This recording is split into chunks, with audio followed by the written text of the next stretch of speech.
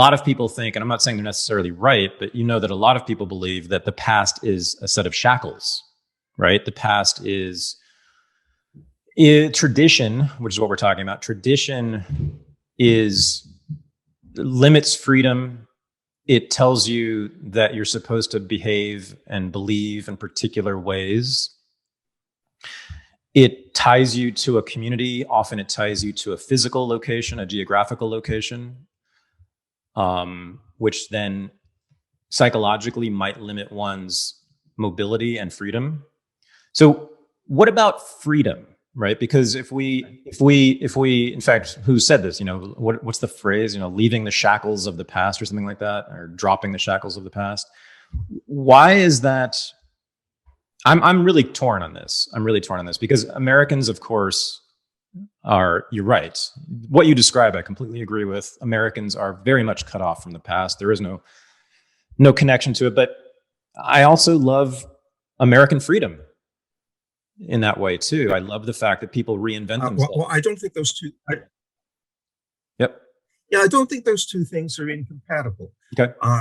And my my leading lights on this are the conservative men of the left, and that's not an oxymoron. Okay? Mm-hmm. Mm-hmm. Not until nowadays, I suppose. But they're Chesterton and Muggeridge. Chesterton says about tradition that it's the democracy of the dead. That is, we don't deny the franchise to our great grandfather just because of the accident that he happens not to be breathing and walking the earth right now. That is, tradition is that granting of great grandfather a vote. Okay. Now, it doesn't mean, and Chesterton is quite clear about this, it doesn't mean traditionalism, right? That is, we are going to do exactly the same thing that our fathers did and our great grandfathers did. No. Okay. That's not, that's an artificial thing. That's not a living thing. That's no longer a living tradition. That's a mummified thing. Great. Okay.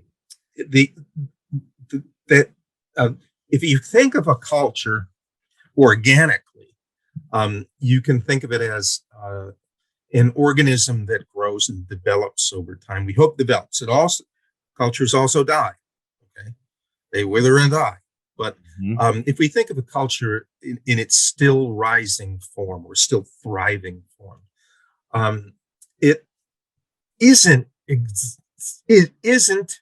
exactly what it was. It can't be, but it still is exactly what it was. That is, let's say that you're a Jew in the Babylonian captivity. Okay. Mm-hmm. And you are the prophet Jeremiah. They didn't listen to, and Babylon came and destroyed Israel. Or you're a prophet after Jeremiah, and now you have to confront the fact that most of your people are uprooted from their land, and the temple was destroyed. Right? You don't say, well, everything that came before us now is swept clean. None of it was true. That's basically to commit suicide.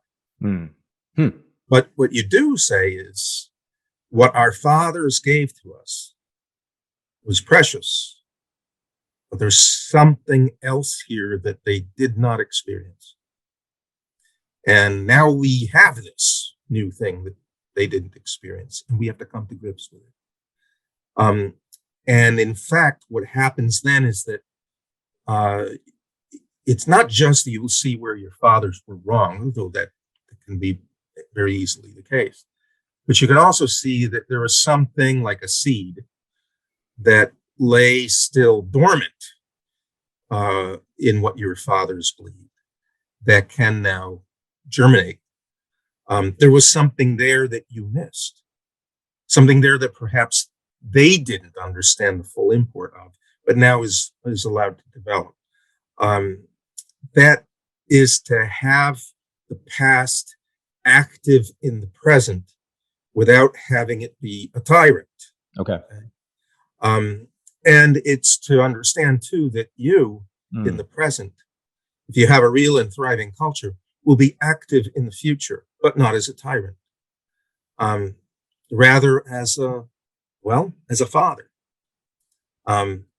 And that's you see, I don't think that's incompatible with freedom at all. I could say much more about freedom. I'll put this out there, and maybe we can talk about it some. This is from my point of view as a Roman Catholic, but I think it's also in concord with what Plato and Aristotle had to say about the matter.